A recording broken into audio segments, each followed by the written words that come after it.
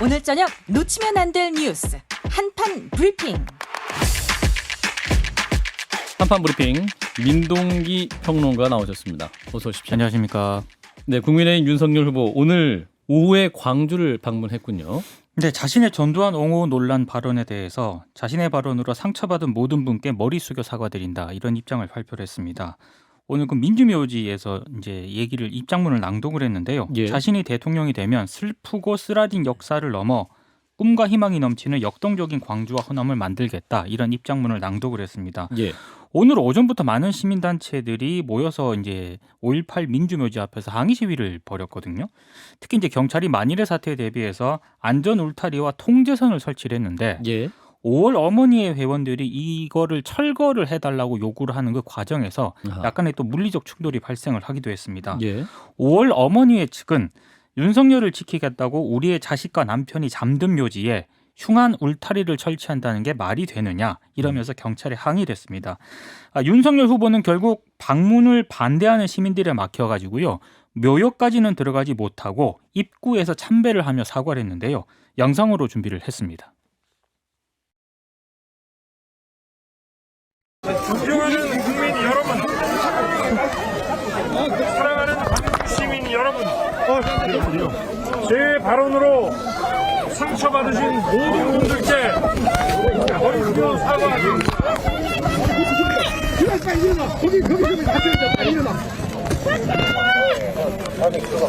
저는 40여 년 전 5월에 광주 시민들이 대한민국의 민주주의를 위해 피와 눈물로 희생한 것을 똑똑히 기억하고 있습니다.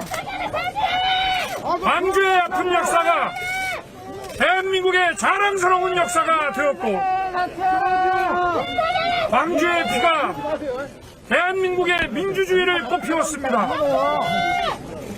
그러기에 이 시대를 사는 우리 모두는 5월 광주의 아들이고 딸입니다. 제가 대통령이 되면 슬프고 쓰라린 역사를 넘어 꿈과 희망이 넘치는 역동적인 광주와 호남을 만들겠습니다. 지켜봐 주십시오. 여러분께서 염원하시는 국민 통합을 반드시 이루어내고 여러분께서 쟁취하신 민주주의를 계승 발전시키겠습니다. 감사합니다. 그 윤 후보가 참배를 마친 후에 또 기자들을 만났거든요. 예. 오늘 이 순간 사과드리는 것으로 끝나는 게 아니라 상처받은 국민, 특히 광주 시민 여러분께 이 마음을 계속 가지고 가겠다 이렇게 얘기를 했고요. 그리고 추모탑 앞까지 나아가지 못한 데 대해서도 항의하는 분들의 마음을 10분 이해한다 이렇게 얘기를 했습니다. 그리고 5월 영령들의 분향하고 참배하면 더 좋았을 텐데 그래도 많은 분이 협조해 주셔서 분향은 못했지만 사과드리고 참배할 수 있었던 게 다행이다 이렇게 얘기를 했습니다. 그 일부 기자들이 자작극이라는 비판이 있다 이런 질문도 했는데 예. 이 질문에 대해서 자신은 쇼는 하지 않는다 이렇게 답을 했고요. 내일은 목포에 있는 김대중 노벨평화상 기념관을 방문을 하고요. 그리고 경남 김해 봉화마을로 이동을 해서 고 노무현 전 대통령 묘역을 참배할 계획입니다. 예. 자, 윤석열 후보의 광주 방문, 그러니까 후보로 확정되는 이제 처음으로 이제 방문을 한 것인데요. 자, 사과문까지 전문이었습니다. 다 들으셨는데 어떻게 보셨는지 진 작가님부터. 네, 평가합니다. 이건 뭐 정치적 유불리를 따져서 해야 할 일이 아니라 마땅히 사과를 해야 되고 그다음에 저쪽 그 유가족들이 마음이 문이 열릴 때까지 계속 사과하고 사과를 요구할 때 사과를 더 이상 요구하지 않을 때까지 계속 사과를 해야 되고요. 또 그런 마음을 밝혔기 때문에 저는 평가합니다. 예. 예. 자, 김성현 소장님. 예, 일단 가서 사과하신 거 잘하셨죠. 예, 뭐 그 점에 대해서는 그리고 자세와 태도에 대해서도 저도 뭐 아주 잘하셨다고 생각을 합니다. 예. 다만 이제 이건 뭐라 그럴까요? 제가 뭐 이 광주 5.18 이런 것들을 소위 말하는 대학교에 들어가면서 충격적으로 받아들인 세대이기 때문에 아마 가지는 어떤 권위 의식일 수도 있는데 그 뭐라고 말씀드려야 될지 모르겠지만 이분이 예를 들어서 지금 대한민국의 민주주의를 위해서 피와 눈물로 희생한 것을 똑똑히 기억하고 있다 이렇게 얘기를 하시는데 사실 5월에 광주는 저항을 했거든요. 예, 이 군부와 권력에 저항을 해서 이 광주라는 도시를 지켰던 것인데 이분들이 희생자로 묘사가 된다는 것 자체가 그러니까 이 보수적인 분들이 갖고 계신 생각에 뭐 단편을 읽을 수 있어서 좀 씁쓸하다는 생각이 들었고요. 특히 방명록에 남기신 말씀이 지금도 저는 잘 이해는 안 되는데 민주화 인권의 5월 정신 반듯하게 세우겠습니다. 뭐 써있긴 반듯이라고 되어 있습니다. 반드시 세우겠습니다 하시는데 민주화 인권의 5월 정신은 잘 서 있거든요. 근데 뭘 반듯하게 세우시겠다는 말씀이신지 모르겠는데 내가 무슨 말을 해야 될지 잘 모를 때 이런 표현들이 나오는데 어쨌거나 호남도 우리의 굉장히 중요한 역사입니다. 그래서 보수적인 분들이 이런 부분에 대해서는 조금 더 고민하시고 같이 이 역사에 대한 좀 인식을 함께 해주시면 어떨까 이런 좀 아쉬움이 있습니다. 예. 뭐 일단 뭐 오늘로 끝나는 게 아니라고 하면서 또 추가적으로 또 이렇게 여러 가지 활동을 할 계획이라고 하니까요. 좀 지켜볼 부분도 있을 것 같습니다. 자, 한편 이제 국민의힘 얘기를 더 계속 해보면 그 선대위 구성을 놓고 뭐랄까요? 그 캠프와 당대표 간에 또 신경전이 있는 것 같습니다. 이게 언론 보도가 워낙 많아가지고요. 예. 제가 종합을 하면 일단 조선일보 보도 내용입니다. 그 윤석열 후보가 이준석 대표에게 당 사무총장을 교체하자 이렇게 제안을 했다고 보도를 했습니다. 지금은 한기호 의원이 맡고 있거든요. 한기호 사무총장. 그렇습니다. 군 출신이죠. 그렇습니다. 그런데 일단 윤석열 후보 제안에 이준석 대표는 좀 더 시간을 갖고 생각해보자 이런 뜻을 전했다라고 하고요. 예. 그리고 이준석 대표가 윤석열 후보에게 권영세 의원을 선대위 총괄선대본부장으로 추천을 했다 이런 보도도 있습니다. 예. 그리고 김종인 전 위원장이 금태섭 윤희숙 전 의원을 공동선대위원장으로 영입을 하자고 제안했다. 이 내용도 역시 조선일보가 보도를 하고 있습니다. 예. 근데 이준석 대표가 오늘 여기에 대해서 입장을 밝혔는데요. 윤석열 후보가 당 사무총장 교체를 요구했다는 보도에 대해서 그건 저한테 전혀 한 말이 없다 이렇게 부인을 했고요. 그리고 이준석 대표가 윤석열 후보에게 권영세 의원을 선대위 총괄선대본부장에 추천을 했는지에 대해서도 자신이 후보에게 권 의원을 특정한 역할로 하라고 한 적은 없다. 이렇게 얘기를 했습니다. 예. 관련해서 오늘 동아일보 보도도 있습니다. 윤석열 후보가 지난 7일 김병준 전 비대위원장과 만찬 회동을 가졌다라고 하고요. 최근에는 윤희숙 전 의원과 오찬 회동을 갖고 선대위 합류와 지원을 요청한 것으로 파악됐다 이렇게 보도를 했습니다. 예. 그리고 김병준 전 비대위원장의 선대위 합류 가능성도 일부 언론들이 계속 보도를 하고 있습니다. 윤석열 후보 비서실장인 권성동 의원이 지난 8일 김종인 전 위원장과 함께 오찬을 하면서 선대위 구성 방향을 논의했다라고 하는데요. 또 동아일보는 김종인 전 위원장이 총괄선대위원장을 맡는 방안이 유력하다 이렇게 보도를 하고 있는데 예. 아무래도 언론들이 이렇게 신경전이라고 보도하는 가장 큰 이유는 윤석열 후보 같은 경우에는 포괄적인 어떤 그 선대위 쪽에 무게 중심을 두고 있거든요. 예. 그러니까 외연을 좀 확장을 하는 그런 방안을 기존 좀 캠프 더하기 알파인 거죠. 그렇습니다. 네. 반면에 이제 이준석 대표하고 김종인 전 비대위원장 같은 경우에는 원점에서 시작을 해야 된다. 그래서 기존 캠프를 전면 재구성해야 한다. 그런 입장이기 때문에 아무래도 좀 신경전을 벌이고 있는 것 아닌가 이런 해석을 하고 있습니다. 예. 진화에 나선 것은 권성동 의원인데요. 마치 윤석열 후보와 김종인 전 위원장 사이에 갈등이 있는 것처럼 이야기가 나오고 있는데 김종인 전 위원장을 지난 8일에 만났는데 전권을 달라 이런 얘기는 한 적이 없다. 이렇게 얘기를 했고요. 그리고 일각에서 제기된 불화설에 대해서도 권성동 의원은 김종인 전 위원장과 지금도 잘 소통이 되고 있고 앞으로 잘 협의해서 정권 교체를 위한 최고의 선대위를 발족하도록 하겠다 이런 입장을 밝혔습니다. 네. 자, 신경전은 언론이 만들고 있다라는 게 권성동 의원 말인 것 같은데. 그렇습니다. 자, 어떻게 보시는지 진 작가님부터. 결국은 이제 후보가 정리할 문제고요. 최초로 이제 윤석열 총장의 정치력의 시험대에 오른 겁니다. 이걸 무사히 해내면은 한 정치인으로서 드디어 이제 정식으로 데뷔를 하는 것이고 여기서 실패하게 되면 아마 경선에서 겪었던 그런 곤란한 일들을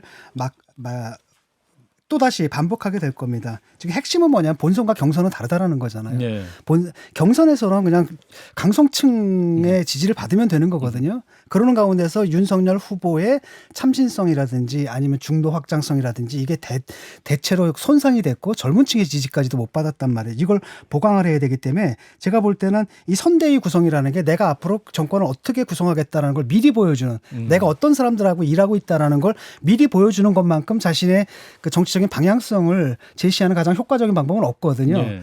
그래서 첫 번째로는 일단 중도층과 보수층이 연대를 했다. 그러니까 중도와 그다음에 합리적인 보수가 연대를 했다는 모습을 보여줘야 될 것 같고, 그다음에 그 안이 구태가 아니라 뭔가 참신한 인물들로 차 있다. 그리고 특히 젊은 층들이, 남녀 젊은 층들이 전진에 배치가 돼가지고 무슨 고위직을 못 맡는다 하더라도 상당히 중대한 역할을 맡는다. 이런 모습을 보여준다라고 한다면은 성공하는 거죠. 그리고 캠프 사람들 같은 경우에 이제 아무래도 이제 밥그릇을 챙기려고 하잖아요. 그리고 예. 그걸 또 완전히 무시할 수는 없거든요. 현실 정치에서. 그래서 한편으로는 김종인 위원장의 요구가 있고, 그다음에 또 다른 한편으로는 이준석 대표가 생각하는 구상이 있고, 그다음에 캠프 사람들의 구상이 다 다르거든요. 네네. 이 세 가지 목소리를 어떻게 후보가 잘 조화해내느냐, 거기에 달려 있는 것 같습니다. 그래서 후보는 일단은 김종인 위원장과 더불어서 아젠다 세팅이라든지 이런 식의 선거전을 하고, 그다음에 그 이준석 대표가 굉장히 또 중요하거든요. 예. 왜냐하면은 당 혁신 작업, 왜냐하면 이준석 후보를 통해서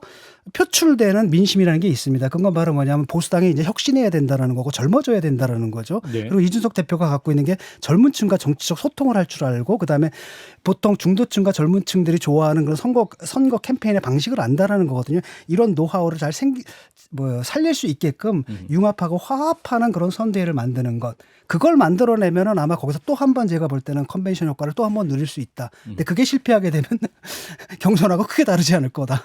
그거 실패하면 절반으로 가라앉을 거라고 말씀하셨잖아요. 예, 뭐 그럴 것 같아요. 왜냐하면은 이 캠프라는 게 사실은 물론 이 캠프 덕에 이겼어요. 그리고 이들도 굉장히 큰 예. 역할을 했지만은 이게 보게 되면 홍 후보랑 격차를 벌리면서 이긴 게 아니잖아요. 예. 좁혀지면서 이기고 거의 뒤집어질 뻔 하다가 김종인 위원장이 2번 개입을 했거든요. 그래서 그 개입이 없었으면 어떻게 될지도 모르는 상황이었단 말이죠. 라고 한다면 그런 방식으로는 안 된다라는 게 지금 입증이 됐거든요. 예. 예. 자, 김성현 소장님은 어떻게 보시는지? 일단 사무총장을 교체해달라고 얘기를 했다는 건 이제 당을 구성을 보면요, 이 후보가 아무리 있다고 하더라도 선대인 당에서 만들고, 당에서 특히나 이제 사무총장이 중요한 역할을 하게 돼 있습니다. 그렇죠. 사무총장이 사실상 만드는 거죠. 당 대표는 취임만 하는 거고. 그러니까 당신들 지금 당에서 만드는 선대위는 하나도 마음에 들지 않아라는 얘기를 했다는 겁니다. 이게 사실이라면 제가 뭐 두 분 간에 무슨 대화를 했는지 알 수가 없으니까 여하튼 예. 그 보도를 사실을 전제로 놓고 보면 지금 현재 당에서 만들고 있는 선대위는 못 받아들이겠다라고 이야기를 하는 거고. 근데 문제는 지금 플레이어가 한 사람 더 있죠. 둘, 셋, 뭐 셀수록 늘어나는데 일단 김종인 비대위원장이 그리고 있는 선대위의 그림도 있는 건데 여기에 대해서는 뭐 가타부타 말이 없는 상태이긴 하지만 윤석열 후보로서는 꼭 필요한 사람인 건데 왜 여기서 또 김병준 전 위원장을 만났는지도 또 저는 의문이거든요. 그래서 이런 분들이 지금 그러니까 선대위를 만들 만한 인물들이 너무 많이 거론되고 있어서 이것들이 잘 봉합이 될까라는 걱정이 있고, 기본적으로 윤석열 후보라는 캐릭터가 이제 검찰총장 시절에 인사하는 모습을 보면 그 당시에 그 대검의 1, 2, 3차장을 전부 다 특수부를 꽂고 서울중앙지검 같은 경우도 공안 책임자도 특수부, 형사 책임자도 특수부, 특수부 책임자는 당연히 특수부로 꽂아서 자기 식구들로만 구성했던 그 전력이 있기 때문에 예. 이런 본인의 버릇을 과연 이번에 잘 버릴 수 있을까, 이런 것들이 관전 포인트가 될 텐데 플레이어가 너무 많아서 감독이 누군지 일단 좀 정해 주셨으면 좋겠습니다. 감독은 후보죠. 후보가 결국은 이걸 해내야 되는 것이고, 그러니까 아무리 뭐 김종인 위원장이 급하다 하더라도 김종인 위원장한테 뭐 맡길 수는 없거든요. 그다음에 그 요구를 다 받을 수도 없고 적절하게 타협을 해내고 협상을 해내고 이런 정치적들을 이번에 이제 보게 될 겁니다. 예.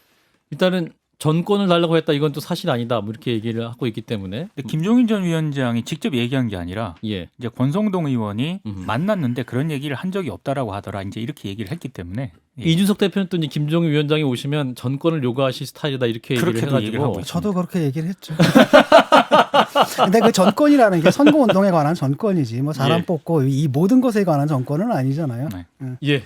일단은 뭐 좀 지켜보도록 하고 2부에서 또 권영세 의원을 만납니다. 그 거론된 본부장으로도 거론된 분을 만나기 때문에 직접 또 여쭤보도록 하겠습니다. 자, 이재명 민주당 대선 후보 얘기로 넘어가죠. 오늘 관훈 토론회가 있었습니다. 굉장히 많은 말씀을 2시간 넘게 하셨는데 또 화제가 되는 발언도 많이 있었는데 하이라이트만 모아봤습니다. 잠깐 영상으로 보고 오시겠습니다.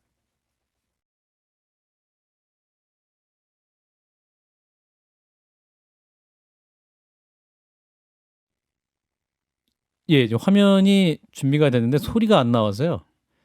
예, 다시 한번 저희가 해볼까요? 예, 지금 준비되는 대로 영상은 틀도록 하고요. 예, 브리핑을 하도록 하겠습니다. 오늘 관훈 토론회에서 나왔던 주요 내용들 한번 더 전해주시죠. 굉장히 많은 얘기를 했는데요. 일단 검찰의 대장동 의혹 수사가 미진하면 윤석열 후보의 부산저축은행 부실 수사 의혹 등을 포함해서 특검 수사를 하자는 조건부 특검 수용론 이런 입장을 밝혔습니다. 예. 그리고 곽상도 의원 아들에게 흘러간 50억 퇴직금의 성격, 옛 새누리당이 장악했던 성남시 의회의 민간 개발 강요, 민간 사업자의 초기 자금 조달 과정 등도 철저히 수사해야 한다고 밝혔고요. 예. 이 부분도 미진하면 특검으로 진상 규명을 해야 한다라고 밝혔습니다. 예. 그리고 대장동 의혹과 고발사주 의혹을 모두 특검 수사로 밝히자는 윤석열 후보의 쌍특검 제안에 대해서는 동시 특검이라고 하죠. 발음이 그렇습니다. 이게 예. 그래 동시 특검이 훨씬 낫겠네요. 예, 예. 이 동시 특검 제안에 대해서는 의혹에 연루된 정도의 차이가 있는 상황에서 수사권 쇼핑을 위한 꼼수라며 상당히 좀 부정적인 그런 입장을 밝혔고요. 예. 그리고 서둘러 특검을 해서 대장동 의혹을 밝히는 게 어떻겠느냐 이런 질문도 굉장히 많이 나왔는데 이 질문에는 특검 만능주의 사고라고 반박을 했습니다. 그리고 기본소득 관련해 가지고도요. 기본소득을 가장 빨리 도입한 분은 놀랍게도 박근혜 후보다 이런 얘기를 했습니다. 예. 그러니까 박근혜 후보가 대선 공약으로 65세 이상에게 차별 없이 20만 원씩 지급하겠다. 이게 본인이 얘기하는 노인 기본소득이다 이렇게 얘기를 했고요. 아동들에게 월 얼마씩 차별 없이 지급하겠다. 지금 시행하는 아동수당이 부분적 아동 기본소득이라면서 이게 쭉 연결이 되면 전 국민 기본소득이 된다. 이렇게도 강조를 했습니다. 예.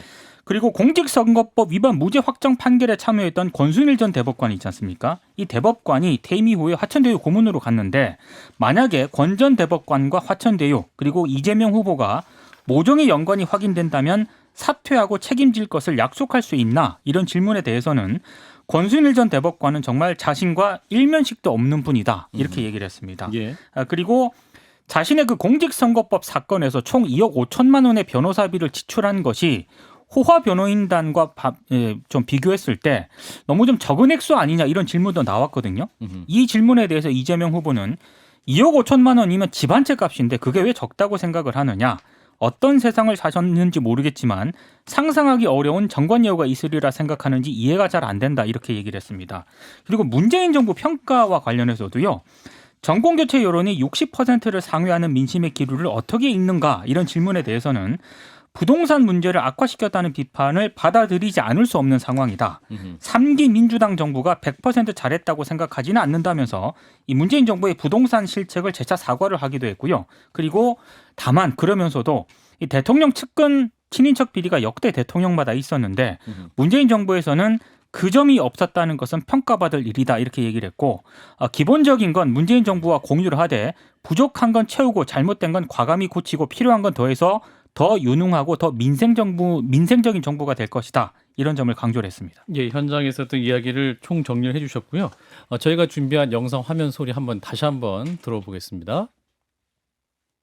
그래서 이 문제에 대해서 검찰의 수사를 일단은 국가기관이 하는 일이니까 지켜보되 미진한 점이 있거나 또는 의문이 남는다면 저는 그게 특검 형식이든 어떤 형태로든 더 완벽한 철저한 진상규명과 그의 엄정한 책임 추궁이 반드시 필요하고 그 점에 대해서 전적으로 공감한다는 말씀을 드립니다. 윤 후보께서는 그 대장동 게이트하고 고발 사주 의혹을 세트 특검하자 이런 얘기를 하셨어요. 그 세트 특검은 못 받아들일 이유는 없어 보이는데 어떻게 보십니까? 저는 이게 이제 수사권 쇼핑을 위한 꼼수다 이렇게 보는 거예요. 아니 검찰이 지금 본부장 비리는 사실 드러난 게 많지 않습니까? 저에 대해서는 여러분이 한번 직접 한번 얘기를 해보세요. 제가 무슨 문제가 있습니까? 예를 들면 직원을 잘못 관리했다. 예를 들면 충분히 100% 완벽하게 유능하지 못했다는 점 지적 외에 구체적으로 뭘 잘못했다는 겁니까? 없잖아요. 일단 이 기본소득 의제는 과거와는 다른 정말로 질적으로 다른 정책에서 생소하고 또 수용성이 떨어지는 게 맞습니다. 다른 나라가 하지 않았기 때문에 우리는 할 수 없다고 생각할 게 아니라 다른 나라가 안 하고 있으나 우리가 새 길을 연다. 그래야 우리가 선도국가가 된다는 생각을 해주시면 좋겠어요. 8만 원이 소액이라고 말씀하시는데요. 2만 원이 없어가지고 아버지를 유기해서 지금 살인죄로 존속 살인죄로 재판받는 사람도 있습니다. 2만 원 때문에. 예, 오늘 있었던 이재명 후보의 관훈 토론회 주요 영상 또 내용까지 함께 정리해 드렸습니다. 자, 두 분 어떻게 들으셨는지 자, 진 작가님부터 말씀해 주실까요? 뭐 대장동 비리는 뭐 나 잘못한 거 없다 이거잖아요 결국은. 근데 국민들이 듣고 싶어하는 건 그게 아니거든요. 그저 밑에 있는 부하 직원 하나가 잘못한 게 아니라 처음부터 세팅부터 그분이 이제 몸통이라고 모든 국민들이 지금 믿고 있는 상황 속에서 대부분의 국민이 그렇게 믿고 있는 상황에서 저렇게 빼버린다라는 것은 저는 옳지 않고요. 뭐가 나온 게 있느냐라고 하는데 나온 게 왜 없습니까? 결제한 서류도 나왔고 유동규가 사장 예컨대 유동규 말고 뭡니까 유한기 씨가 자기의 상사한테 물러나라고 할 때 그 물러나라고 한 게 뭡니까? 누구의 권한을 가지고 있어야 되냐면 본인 권한이라는 거죠. 그 밖에도 사업 시행하기 전에 이미 다 세팅된 흔적들이 다 나오고 있는데 나는 몰랐다라고 빼고 그다음에 완벽하지 못했다, 100% 완벽하지 못했다 이런 식으로 변명하는 게 국민들의 인식하고는 굉장히 동떨어져 있구나 이분이 아직도 자기 세계에 갇혀 있구나라는 그 인상을 주고요. 기본소득 같은 경우에도 지금 말 들어보면 되면 아까 2만 원, 8만 원 그 얘기를 하는데 그 사람은 그런 식의 기본소득 전 국민한테 다 살포하는 게 아니라 특정 계층에 대한 선택적 지원을 하게 되면 8만 원 이상을 더 줄 수도 있다라는 거예요. 20만 원, 30만 원씩 줄 수 있는데 저런 식으로 이제 아주 극단적인 사례를 들어가지고 논점을 회피해가는 거죠. 이런 태도들을 지금 주목하고 있습니다. 예, 김성현 소장님.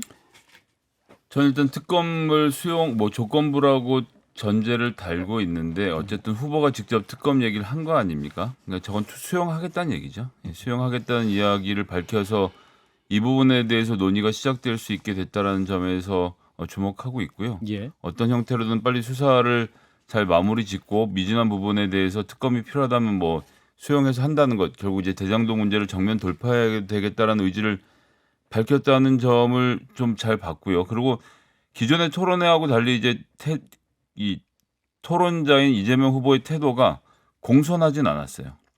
원래 언론인 앞에 가면 공손해지게 되거든요. 그런데 이제 공손하지 않았다는 것에 대해서 뭐 여러 가지 평가가 있을 수 있겠는데 예.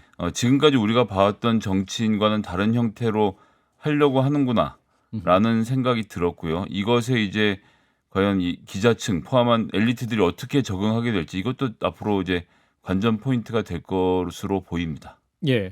그러니까 김성현 소장이 말씀하신 게 이제 질문할 때 이제 기자들의 질문 내용에서 평가를 하고 이런 건 사실상 공격이다 뭐 이런 멘트도 했기 때문에 이제 그런 부분이 통상적이지 않다 이런 말씀을 그게 하신 이제 거죠. 뭐 쉽게 예를 들면 우리나라 뭐 슈퍼스타 K니 뭐 이런 종류의 오디션 프로그램 보면 예. 우리나라는 평가자가 말을 하는 말을 다 네 감사합니다 이렇게 듣고만 있거든요. 근데 예. 아메리칸 아이돌 같은 미국 프로그램에 보면 거기는 가수가 나는 거기서 그런 감정을 살리려고 이렇게 불렀다 이런 식으로 서로 피드백을 주고받아요. 예. 좀 그런 형태에 좀 더 접근한 게 아닌가 싶었습니다. 아니, 그러니까 그게 아니라 예, 이분이 이제 진작까지. 언론관이 이제 문제가 있는 게 그러니까 언론에서 자기를 비판하는 것을 뭐라고 생각하냐면 정당한 비판이라 보지 않고 검증을 위한 비판이라고 보지 않고 자기를 의미하는 것이다라고 보고 그들은 수구다라는 거죠. 그렇기 때문에 언론 개혁을 해야 되는 거고 그다음에 어떤 언론사들은 문을 닫게 해야 된다. 이런 인식이 굉장히 강하고 또 그런 식으로 자기 지지자들을 설득해 왔어요. 그래서 그 지지자들은 언론 전체가 다 수구 세력이다. 이렇게 생각을 하고 있거든요. 그래서 그런 버릇 같은 것들이 이제 묻어 나오는 건데 뭐 이런 인식은 사실 민주적인 국가의 지도자가 갖기에는 좀 안 좋은 인식이죠. 이건 좀 문제가 있다고 봅니다. 예, 민동기 평론가는 그 장면 어떻게 보셨는지. 제가 뭐 전체적인 어떤 토론회를 보지는 못했는데 예. 일단 그 관훈 토론의 상당 부분을 대장동 의혹에 집중을 했거든요. 예. 이제 그러다 보니까 이재명 후보 입장에서는 다소 이제 불편한 그런 질문에 대해서 뭐 솔직한 의견을 표현했다 뭐 이렇게 볼 수도 있는데 기성 언론들의 입장에서 봤을 때는 지금 김성현 소장님이 얘기한 것처럼 정치인이 저렇게 나오는 것 자체가 좀 이례적이기 때문에 조심스럽게 전망을 해보면 내일 아침 신문에 기사가 좋게는 안 나갈 것 같습니다. 아, 그렇군요. 미디어를 비평하시는 입장에서 보시면 어떻습니까? 저런 태도. 저는 뭐 갑자기 민동기 평론가에게 제 질문을 입장이 원래 뭐 전문이시니까. 얼마나 중요한지 모르겠습니다만 저는 상호 피드백이 뭐 전 더 좋다고 생각을 합니다. 아, 그런가요? 그렇게 가야죠. 근데 네. 이 기본적인 게 뭐냐면은 기본적인 게 이 사과하고 반성하는 모습들을 보여야 되는데 그 전제가 없거든요. 그러니까 기자들의 기자들의 질문이 공격적일 수밖에 없고 그러니까 거기에서 또 공격적으로 대응하고 이러는 거잖아요. 그래서 저는 기본적인 세팅 자체가 처음부터 저는 그랬잖아요. 이거 털고 가야 된다. 무조건 잘못했다고 해라. 사과해라. 내가 무책임하고 무능했다라고 해라. 하지만 나는 다른 좋은 사업들도 많이 했다. 한 번만 기회를 달라. 이렇게 털고 갔어야 되는데 그걸 안 털고 가니까 지금 이런 사태가 계속 벌어지는 거죠. 예. 자, 그리고 이제 그 문재인 정부에 대해서 냉정하게 평가한 부분이 있다. 부동산 정책 좀 비판한 부분이 있었는데 사과하기도 했고, 이 부분은 어떻게 볼까요? 국민들께서는 긍정적으로 보실 부분이 있을까요? 이 부분에 언급도 좀 해주실까요? 이 부분은 김성현 소장부터 해주실까요? 예, 전 뭐 부동산 정책에 대해서 잘했다고 말할 수 없다라고 봅니다. 뭐 예. 이게 이재명 후보의 딜레마인데요. 40%의 국정 지지율과 50%가 넘는 정권 교체율 사이에서 아슬아슬한 줄타기로 51%의 지지를 받아야 되는 상황이지 않습니까? 예. 그런 상황에서 저라면 화살이 2개 있다면 재정 문제와 부동산 문제 이 2가지에 대해서는 공격 포인트를 취하는 게 맞다고 보고 이재명 후보도 그런 생각을 가지고 접근하는 것이 아닌가 싶은 생각이 듭니다. 네, 신 작가님. 뭐 그 부분은 평가할 수 있는데 사실 이 문제는 정부에서 먼저 털어줬어야 되거든요. 후보를 가볍게 우리가 정말 잘못했습니다. 왜냐하면 후보가 이렇게 되면 그 친문 세력들 중에 강성들이 또 반발하거든요. 그러니까 정부에서 먼저 털어줬으면 참 좋았겠다는 생각을 하고, 근데 이 사과가 먹히질 않는 건 뭐냐면 대장동이 걸려 있거든. 그런데 정부는 잘못했다라고 하고 내 건 잘했다. 그러니까 이 사과가 사실은 국민들이 볼 땐 이건 또 뭐지? 이렇게 생각하는 거죠. 그래요. 자, 오늘 이재명 후보의 관훈 토론회 또 이후에 또 어떤 행보를 보일지 그 부분도 또 국민들이 바라보시면서 관전 포인트가 되지 않을까 싶습니다. 자, 오늘 말씀 여기까지 듣도록 하죠. 지금까지 민동기 평론가였습니다. 고맙습니다. 고맙습니다.